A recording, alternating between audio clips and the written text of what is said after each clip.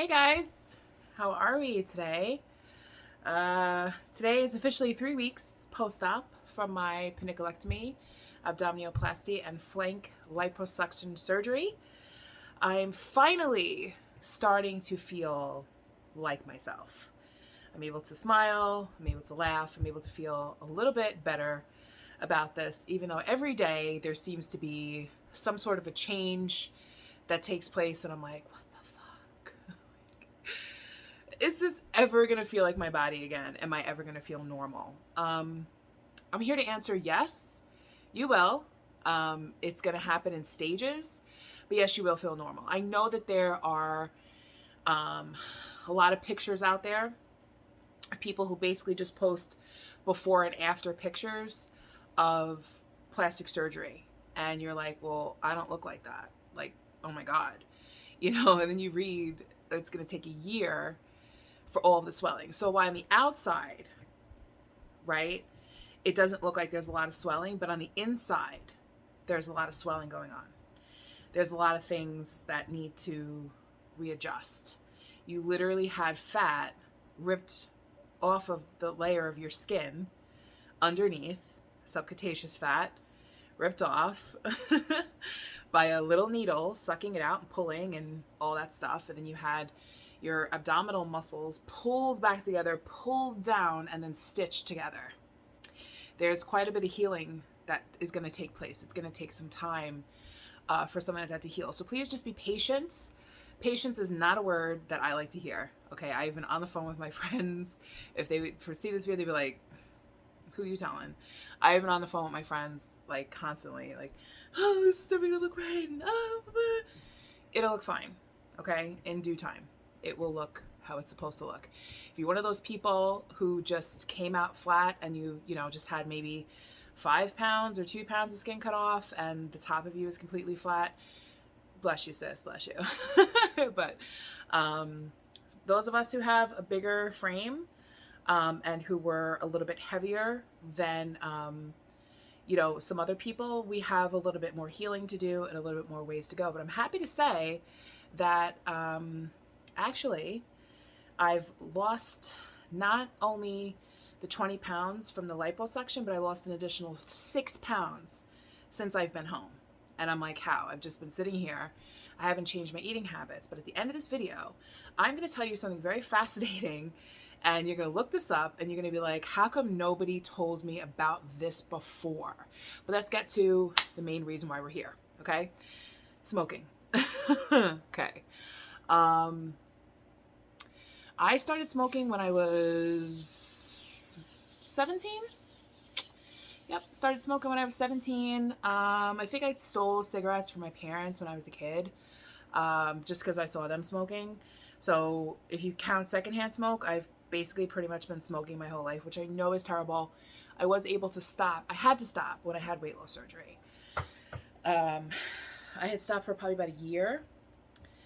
And then COVID happens, and I would start with like just getting loosies from like the local store, just walk in and ask for one cigarette, and then one cigarette turned to like 10, and then my neighbor smoked, and we would sit outside and have a couple drinks and a couple cigarettes, and before you knew it, you're back to smoking.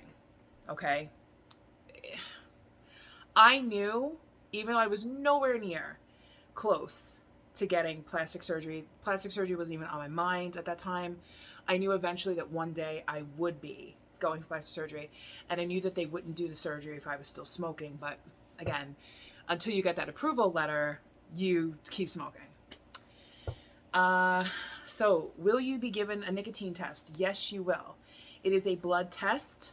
I stupidly thought, because nobody told me when I went for weight loss surgery, they asked me if I smoked. I said yes. And they said, okay, well, we're going to have to do a nicotine test. So I was like, oh shit, I think I had stopped smoking, I think the Saturday before, I was at a comedy show. I'm a stand-up comic in my real life. I was at a comedy show, and I was in the back with a famous comic who I will not mention his name here, Artie Lang. And he was doing a show there at one of the clubs, and we were just back there hanging out. We were smoking, and I knew that I shouldn't have been because I had been gradually like cutting down. So it's not like I was still buying packs of cigarettes or I was chain smoking or anything like that. Everybody else was, so I was just like, oh, let me smoke. I think I had my pre-op test that Thursday, but surgery was still 2 weeks away. So I was really worried about failing my test. They never said, you know, how many days. I never really looked at it. Like, I knew that it could be a possibility, and I was really mad at myself because I was like, well, you literally went this far and you're going to ruin it because you can't stop smoking. Yeah. Needless to say, they were like, yeah, you know, we're not going to cancel the surgery. We are going to still test you the day of to make sure that you don't have high levels of nicotine in your system, because if you do, then we won't do the cigarette. Like, if you just literally smoked a cigarette and then walked into the hospital to go have surgery, they're going to be like, yeah, no, they're going to cancel it because you're obviously going to continue to smoke. It's going to, you know, enable your healing, and it's going to be a problem. Okay. That's weight loss surgery. Plastic surgery is a little bit more dangerous. Okay. You are out, especially plus size, you have run a higher risk of getting blood clots. You also run a higher risk of having a problem with your breathing as it is, okay, because you're a heavier person. Also, it's a higher risk with anesthesia. It is for anybody, but especially when you're dealing with plus size people, bigger people, it's a bigger risk, okay? You can have slow wound healing. And you can also develop something called necrosis. You can look that up. It's gross, but it's basically where your blood vessels die, the fat in your skin dies, begins to rot, your skin rots and turns black, and they have to cut that skin off. And then they have to do skin grafts. So stop smoking. Okay? Stop smoking. I have talked to plenty of people who are like, well, I don't know if I can quit smoking, and is this surgery really worth it? And it's like, what? Like, really? That's not you talking. That's the nicotine talking. That's the nicotine in your brain saying, no, why? We don't need to have the surgery. We could walk around with this giant stomach and it'll totally be fine. You know, you're stressed out about your stomach. Let's just smoke another cigarette. It'll be gone in 2 seconds. Like, no big deal, right? No, come on. It's hard. Okay. To officially answer anyone's question, it does take 10 days for the nicotine to leave your system, to leave your blood. I think it's 12 hours if it's a saliva test, and I think it's 12 hours for saliva, and I think it's 3 to 5 days if it's a urine test. But when they do it for plastic surgery and other surgeries, it's a blood test. So that takes 10 days. If you smoke menthol cigarettes, it could take more than that. So you're really running yourself a risk. You need to give yourself at least a full 2 weeks without smoking. And you have to stay away from other people who smoke, because secondhand smoke still gets into your system. I'm not sure if it'll be, like, they can tell if it's secondhand smoke, but think about it. If you're inhaling smoke as you're smoking and you're inhaling someone else's smoke, it's basically the same thing. So it's still getting into your system. So you can't just say, oh, well, my husband smokes or my girlfriend smokes or whatever. No, it's basically the same thing. They don't want you around anyone that smokes. Don't shoot the messenger, okay? I'm just letting you know. Like, the things that I have found, I've heard people make a million excuses. I'm just cutting the crap out for you. But these videos are mainly for people who are by themselves. So if you're by yourself, you don't have to worry about anybody. But if you happen to be around other people and you're watching this, that's perfectly fine, okay? But if you do smoke, stop smoking now.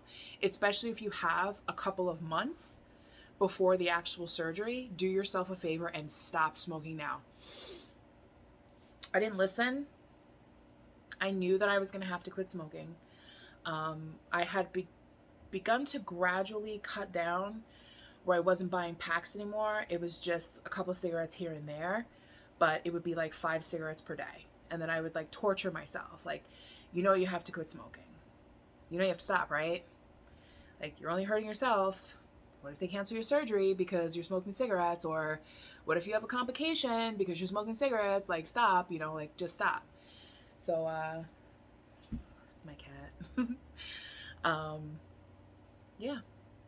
So every day was just a constant reminder of you need to stop, you need to stop, you need to stop, you need to stop. You've done this before, you could do it. You know it's not that hard. Just do it. So I did. I did not use gum, nicotine gum. I did not use the patch. I tried that the first time I tried to quit smoking, and that's all it did was drive me crazy. They do have something called an oxygen cigarette, but to be honest with you, that just made me wanted to make me want to smoke a cigarette more. And I made the mistake of getting like the menthol flavor one, and it just tasted awful. It was bad. I was like, no, like this is not. I don't even know where it is, to be honest with you. I don't even know where it is. It's just like this thing. It doesn't give you that satisfying like when you smoke. Okay, and if you're trying to quit smoking, and I'm talking about this right now, I'm sorry. But what did help, first of all, was drinking a lot of water. Drink a lot of water. Especially if you messed up and you smoked a cigarette and you're like maybe like 3-4 days out from pre-op, drink a lot of water. That will help to flush it out of your system.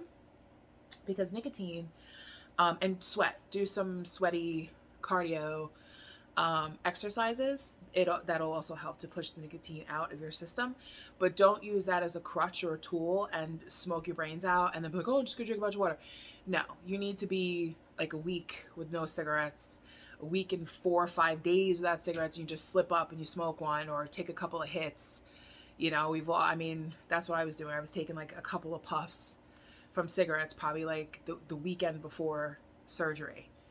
And then I just had to bite the bullet and just not do it anymore because I knew, but give yourself, if you have months before your surgery, please give yourself that time. Because afterwards, when you're trying to cough all that stuff up out of your lungs and you can't because your abdominal muscles are really, really sore, it sucks. Because I was trying to cough up all of this stuff and I couldn't. You're trying to because your body cleans out all the phlegm and everything like that from the cigarettes. So imagine trying to do that, and literally all you're going to be able to do is just go imagine trying to really wanting to cough and you can't, because trust me, it hurts, it burns. It literally feels like you're being ripped apart. That's what it feels like to try to cough the first couple of days after the surgery. So please do yourself a favor, stop smoking months in advance. Okay? You're only benefiting yourself. You're extending your life. Your skin is going to clear up, your teeth, your clothes, your hair, your overall health, your risk of lung cancer goes down. I don't need to go there. You already know this, okay? But I do have some tricks to help you. Like I said, those little nicotine patches, the gum, if it works for you, good. For me, it didn't work for me. However, like I said, if you need to use them for the first couple of days just to take the edge off, you can, but they don't want to see any nicotine at all in your system. So they know the difference between gum and cigarettes. Like nicotine gum patches, cigarettes, they know the difference. It's still nicotine. They don't want to see any nicotine in your system. So don't think, oh, I'm on that patch, or oh, I'm taking. No, they know. So don't do it. This did help. This is called Boost. I happened to find this in King Cullen. I believe that you could probably order them on Amazon. You could almost order anything on Amazon. But what this is it's called Boost Oxygen. You could do it to enhance aerobic performance, recharge and recover, altitude and poor air quality. This is the pocket size one. This is the menthol eucalyptus. This is good when you have a cold, if you can't breathe. You'll notice when you're wearing the binder and you're trying to talk like I am right now, it's hard to take a deep breath in. So it literally shortens it. But this thing right here, you just put it in your mouth like this. You pull the thing. It's almost empty. I'm going to get another one. And you just inhale it, right? And then you let it out, okay? This gave that satisfying feeling when you need a cigarette. And because it's that menthol eucalyptus type of thing, it gives you that same type of feeling. And then after you take this, you don't crave a cigarette at all. So if you're asthmatic or you have problems with your lungs or anything like that, I wouldn't recommend this. Um, but it definitely, I mean, I can't say I wouldn't recommend it. You know what's good for you. Um, you're an adult. But I mean, they have big cans and they have small cans. I got the small can this way I could carry it outside. This could definitely be something that's good for you. You want to go outside. I mean, you can't sit there. You could do it 3 to 5 times. You know, that's the recommended thing on the bottle. 3 to 5 times. It's lasted me a while. I did use it after the hospital when I was having trouble breathing and trying to build, my air up because your lungs are weak from the intubation. That does work. Even right now, I feel so much better. It calms your breathing down. It opens your airways up. It does a lot of good things. So that is what I have for you. As far as smoking goes, the warnings. Have I smoked a cigarette since surgery? Hell no. I can't even imagine smoking a cigarette right now, to be honest with you. I can't. Can I sit here and say that I'll never smoke a cigarette again if I'm out someplace socially and I decide to have a drink? Maybe, but that'll be a very, very, very, very, very, very long time from now. How have I, in the past when I quit smoking, was I able to not smoke? Absolutely. You don't need cigarettes. You think you need them, but you don't need them. You don't need them, trust me. They need you. They need you. You don't need them. Okay? So just buy cigarettes. Trust me, the plastic surgery is worth so much more. You definitely do not want to have any complications healing. You don't want to get infections. You don't want to get anything that would hinder the surgery. So just stop, okay?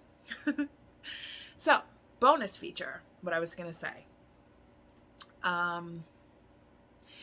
This may be TMI for some people, but let's talk about it.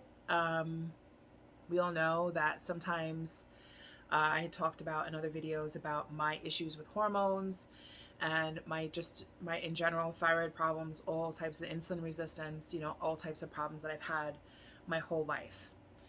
And I immediately noticed after surgery that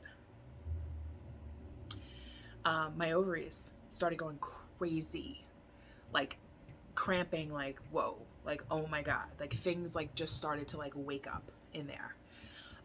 Which isn't something that I felt in a while. It was just kind of strange. But I also noticed that my appetite was different. I could eat, but didn't have to. I wasn't craving sugar. And I was just able to, I guess, digest and metabolize my food a lot better. I just felt different. Like, I just felt different.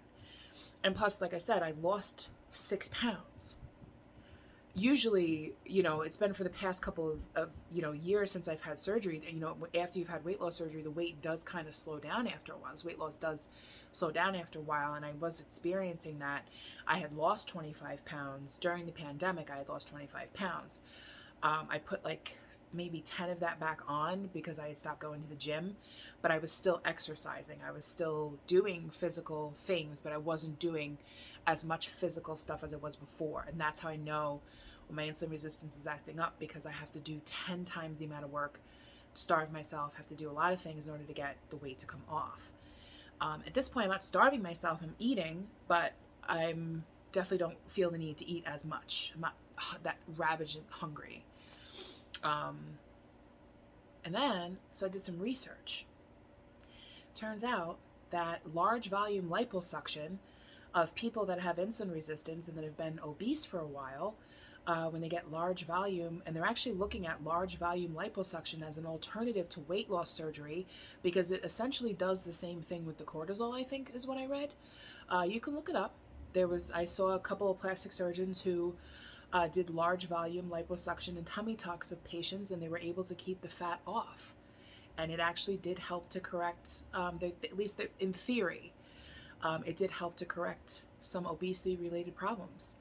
So there you go. I mean, I think that this was a theory that they had back in the 80s with Walter Hudson, where they gave him a huge amounts of liposuction, and he died. I believe a week later, a couple days later, he died.